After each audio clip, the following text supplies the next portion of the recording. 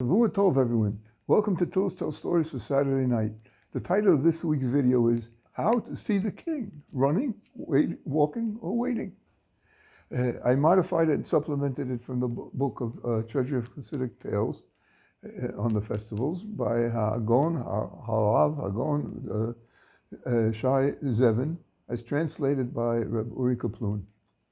Whenever Reb Menachem Mendel of Liska, Liska was then in Hungary, and now it's in Poland and called Lesko, so it goes in Eastern Europe. Whenever he signed a letter, he always added the words to his signature, Ohev Yisrael, one who loves his fellow Jew. Rabbi Menachem Mendel Rubin was the father of a well-known and highly popular Hasidic Rebbe, Rabbi Naftali of Rovshitz, and a tzaddik in his own right. A posthumous collection of his writings is called Likutei Maharam. He passed away in 1803. Once when he was about to append these two words, Ohev Yisrael, the pen fell from his hand. He picked it up and tried again. But when some such mishap occurred, when once more it occurred, he gathered that it was not heaven's will that he should now sign this with Ohev Yisrael, and he wept bitterly. One good trait I had of which I could be proud, Ahavas Yisrael, loving one's fellow Jew, and now that too has been taken from me. He scrutinized his actions carefully, lest he had offended someone, but found nothing. He called his family and asked them to do likewise.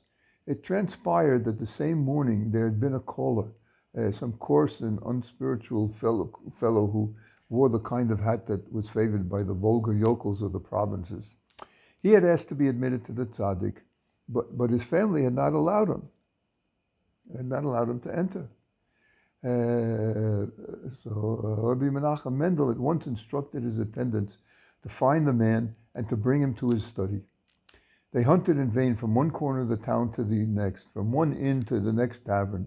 Finally, someone gave them a lead. They had seen such a man, but he had been entering a place of, let's say, unsavory reputation.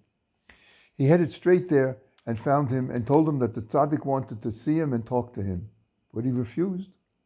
So they took hold of him and brought him bodily to their Rebbe, mentioning meanwhile the low place they had found him. The tzaddik took no notice of their comment. Instead, he received the stranger with a smiling countenance and requested his forgiveness for the incident that had taken place that morning. He honored him in every possible way, seeing to it that the members of his family who had not admitted him in the morning they should be the one to now serve him whiskey and cake. As for the stranger, when he saw with what affection and respect the tzaddik related to him, he found room in his heart for some second thoughts about his lifestyle, and with time became a penitent in all his ways. After he left, the tzaddik observed how his family and his chassidim were amazed that he should give this kind of treatment to a hardened sinner. He commented, "Think for a moment about one of the prophecies of Yeshayahu, the book of Isaiah, that speaks of the days of Mashiach.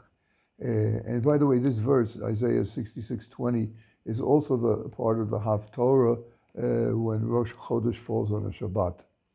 Anyway, it says there, they shall bring your brethren from among all the nations as an offering to God, upon horses and in chariots and in carriages and upon mules and upon camels, to my holy mountain in Jerusalem." So the question arises, who are these Jews who will wait until after Mashiach comes and the non-Jews have to bring them to him? As far as Chassidim are concerned, as soon as they hear that the Mashiach is here, they will run of their own accord to greet him. Those who are not Chassidim, well, if they won't run, at least they'll walk. And without any doubt, even they will not wait until the Goyim bring them, until the non-Jews bring them to greet the King Mashiach. So to whom must our verse be referring? It must be those sinners who are sunk deep in iniquity and have no interest. It is concerning them that the verse is telling us that when the nations of the world hear that the Mashiach has arrived, they will go and bring those lost Jews to Jerusalem as an offering to God for their own merit. Today, we insulted such an offering as this. Shall I then not be grieved over it? And now that this offering is returned to my hands, shall I not love him? So indeed, he truly is an Ohev Yisrael, a lover of Jews. And indeed, this is a main factor in ending our 2,000-year exile. We need to be one united Jewish people without quarreling factions. Perhaps that is the greatest miracle that Mashiach will accomplish. There won't be any Jews against him. Everybody will be united for him. Shavua Tov, have an excellent week, including a healthy, meaningful fast day of the 17th of Tammuz, which starts tomorrow at dawn and ends with nightfall, commemorating the sad event of the breaching of the walls of Jerusalem by the enemy that enabled the destruction of the Beit HaMikdash, the Holy Temple, by their hands 3 weeks later on Tisha B'Av, on the 9th of Av. Once again, Shavua Tov, have an excellent week.